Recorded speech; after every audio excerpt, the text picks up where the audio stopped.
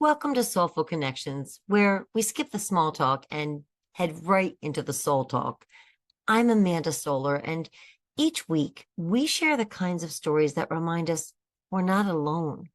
It's about being human, raw and unfiltered, just real talk. Let's connect. Let's talk about connection. I am lucky enough to be here today with Liz Nover, who has founded a company called Your Work Straightened Out, which I love the name. Can't wait to find out more. But before we begin, Liz, thanks for being here. Thanks Welcome for to inviting Soulful me. Connections.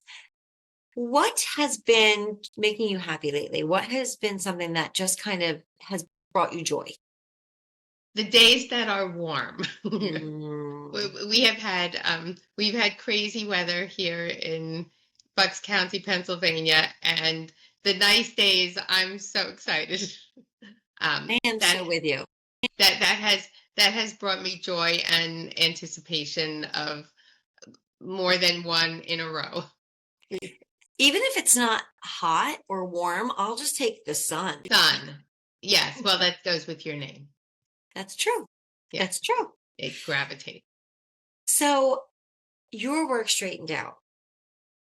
Can you talk a little bit about what that is, just for Sure. people who don't know? Sure.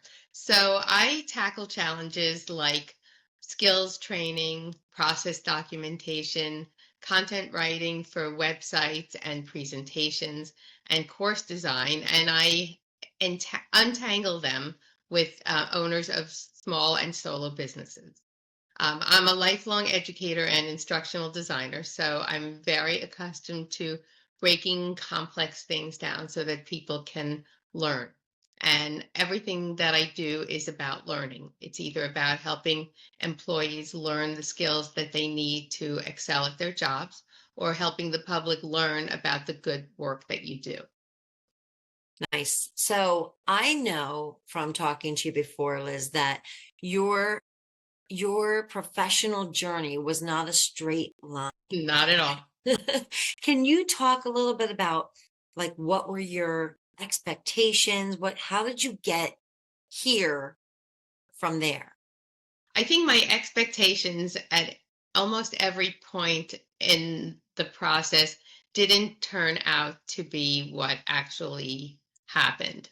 Um, my original my original graduate degree is in Jewish education, and I expected to be teaching full time in a day school where kids would study their general studies half of the day, and the other half they might have Jewish studies and extracurricular activities.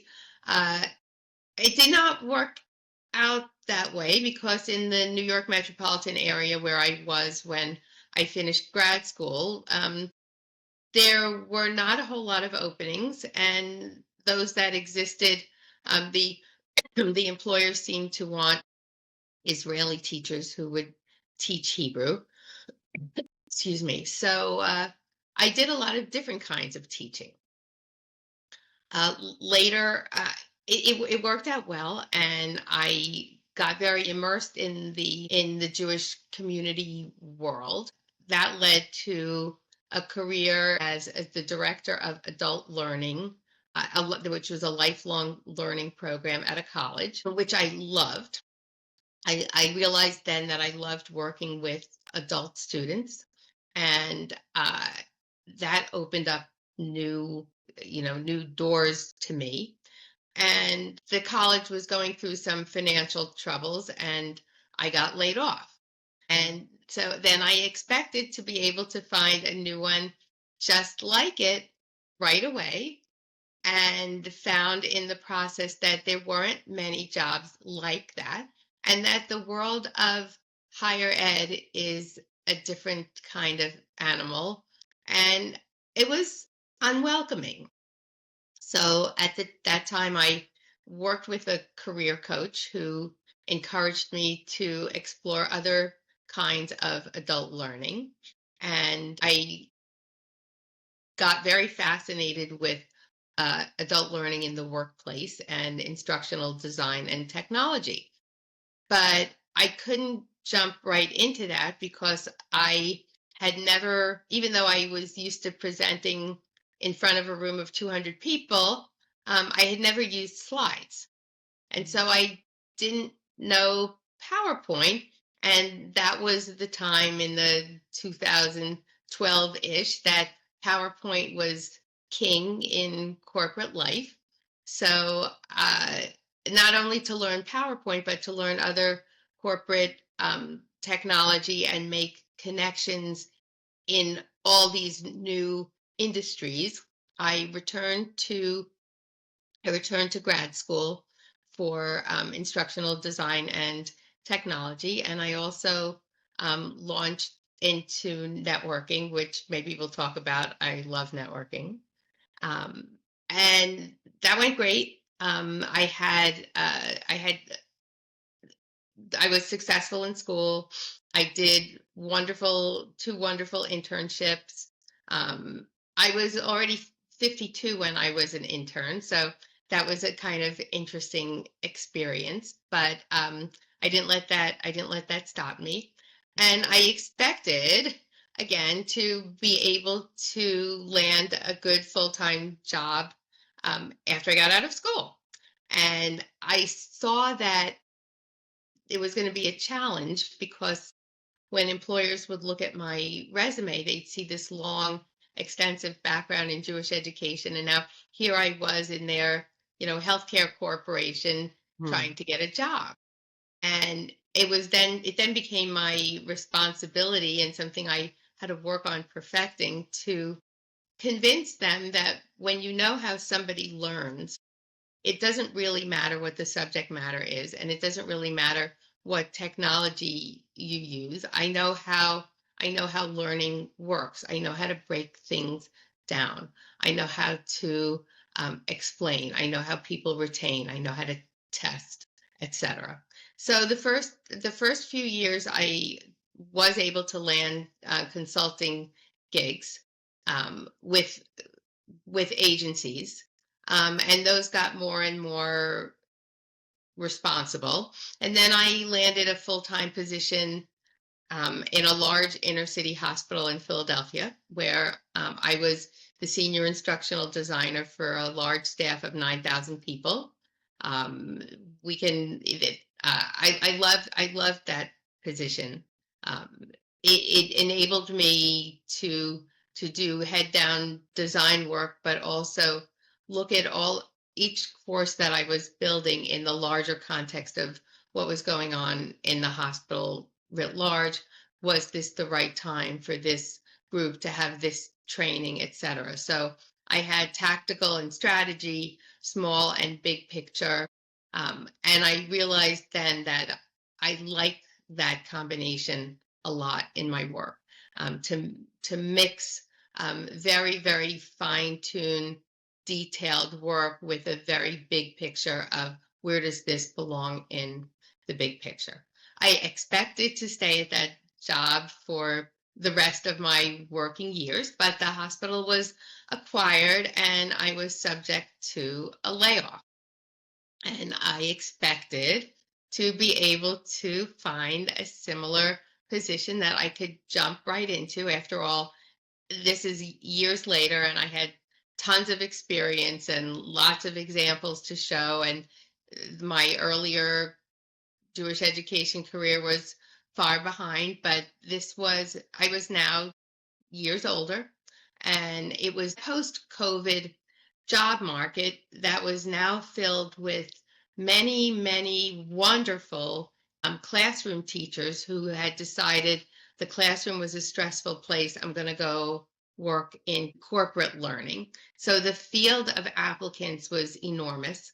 And I got a lot of interviews. I got a lot of attention. I advanced in many of the interviews, and ultimately, some jobs were given to people who had the exact technology that they were looking for. And again, I faced this same problem of it's not the technology, it's not the subject matter. I know how people learn. you can train me in the technology, and I can listen to your subject matter experts, and I will learn your subject matter. The whole time, I would say for the past, I don't know, 5, 10 years or so, the idea of starting my own thing had been brewing. And there were many reasons why I didn't do it earlier. Most notably, my husband has his own business, and the thought of having two businesses in one family was a little bit risky. But by this time, my kids were grown, the stakes were low, and I decided to give it a go. Yeah. Can I jump back?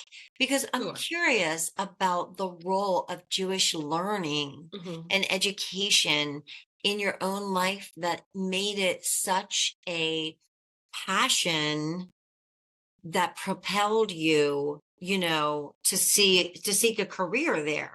It was twofold. As a child, by serendipity, my parents enrolled me in a Jewish private school for kindergarten because I hadn't gone to preschool, but I was ready for kindergarten, but I didn't make the public school cutoff. Mm. So they're like, oh, we'll send her to private school. And then once kindergarten's finished, she can go to first grade in public school. Little did my parents know that they were not observant, or even they just put me there because it was a new school and a good idea. They got very into the community at the school, and I did very well in school, and I stayed, and I learned Hebrew, and I love languages, and I picked them Mhm. up. I picked them up quickly. So I did well in that part of the curriculum. Um, and I excelled. Later on in ninth grade, I got out and I went to public school, and I did well in middle school and in high school. But my family started to put ideas in my head about teaching. I guess I had that personality. My mom was a teacher herself, and my dad had done some college teaching, and they saw that I had picked up the Hebrew really well, and I guess I got it into my head.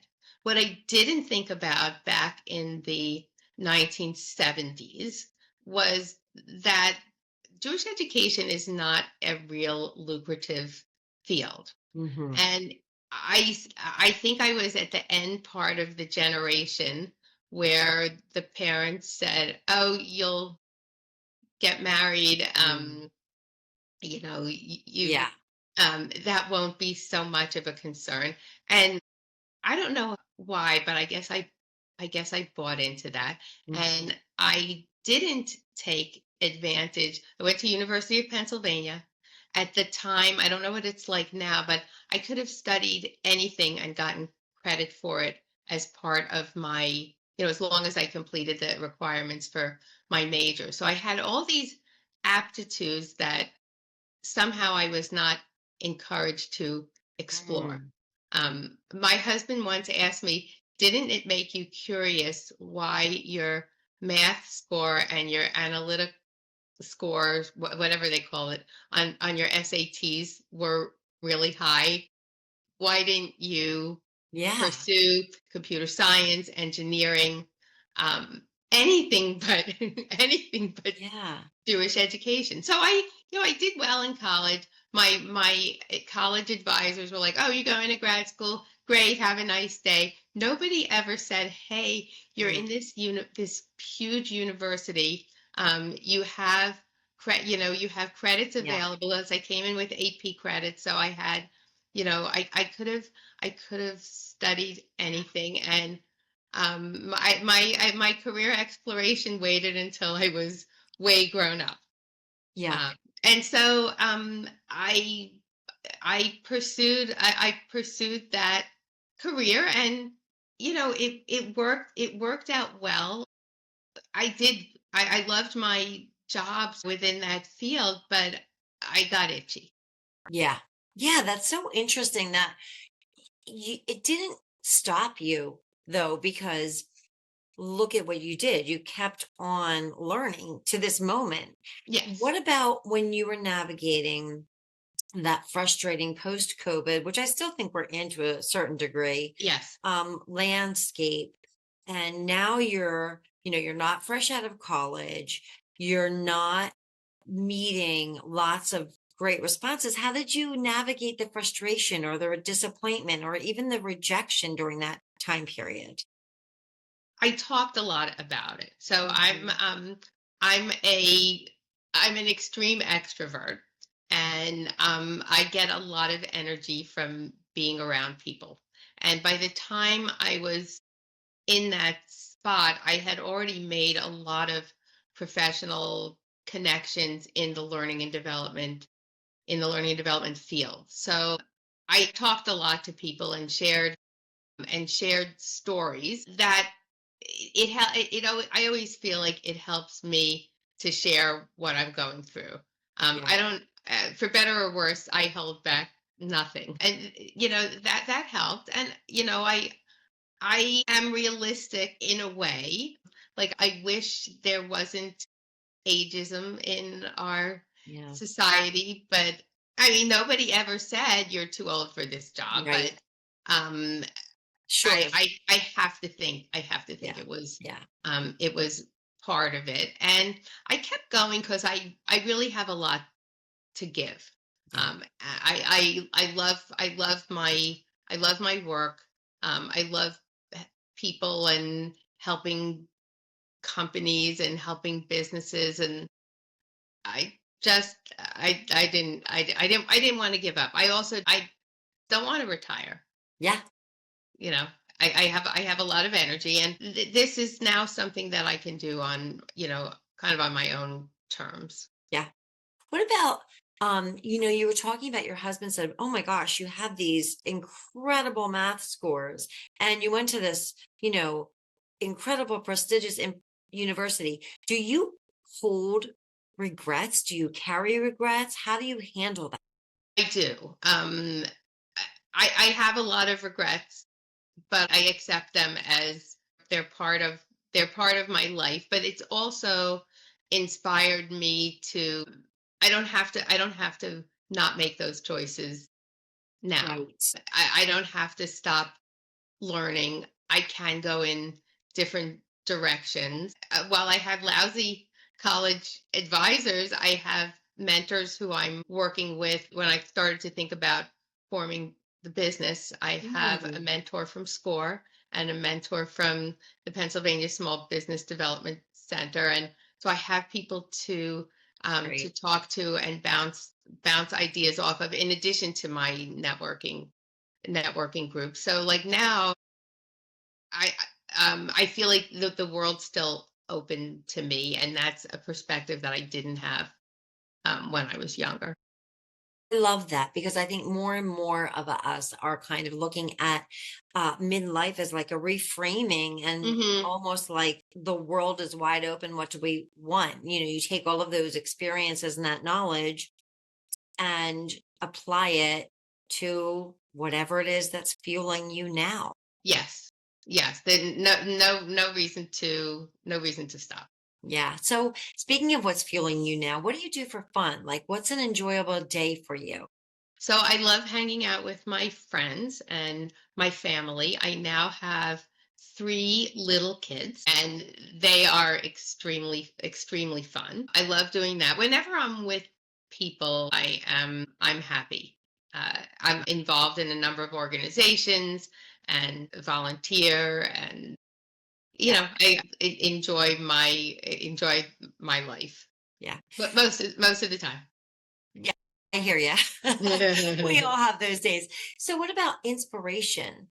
Like, where do you find inspiration or what do you do when you're self-employed now?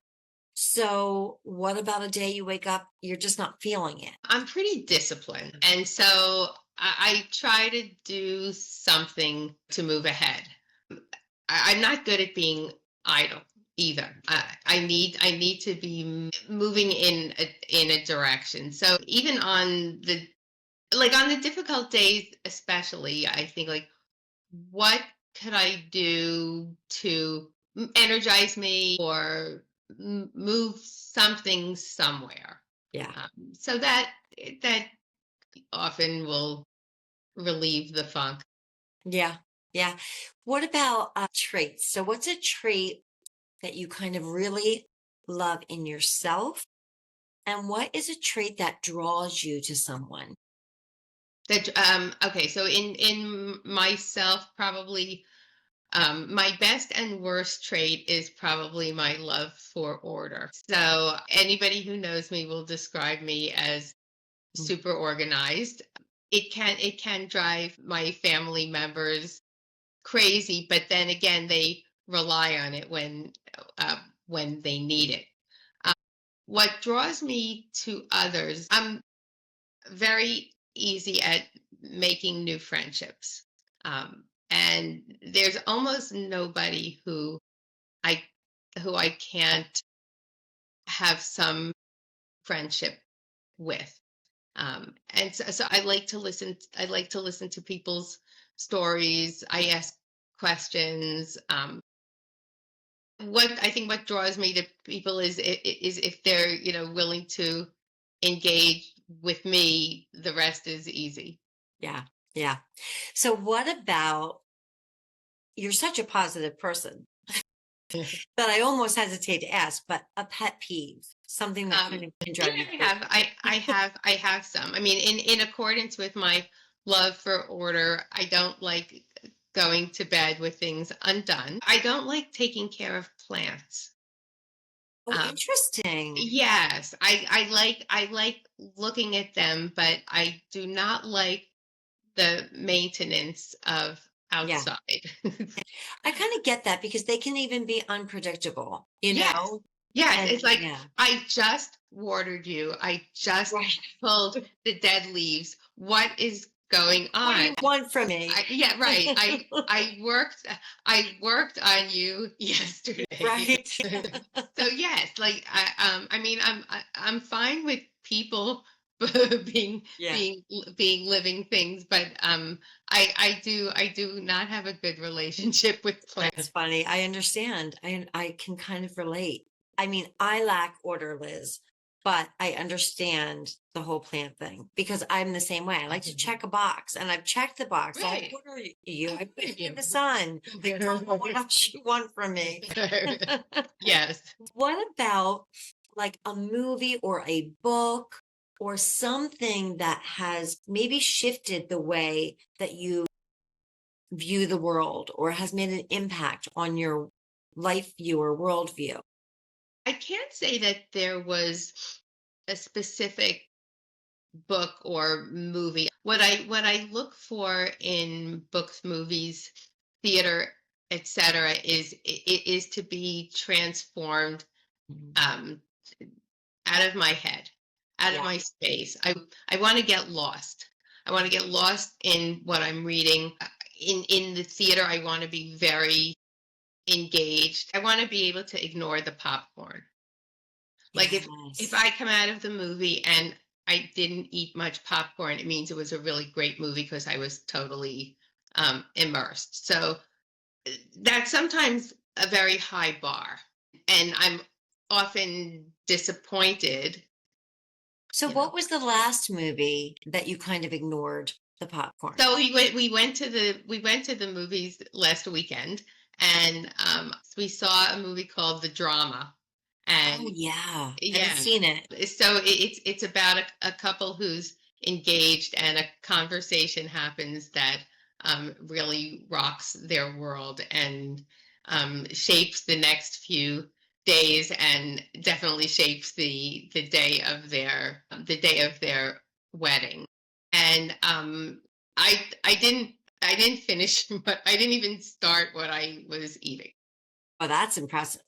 Because I Yeah. gotta say, no matter how good the movie, I can always eat my popcorn, Liz. Well, it's funny because, but my husband, he didn't like it so much.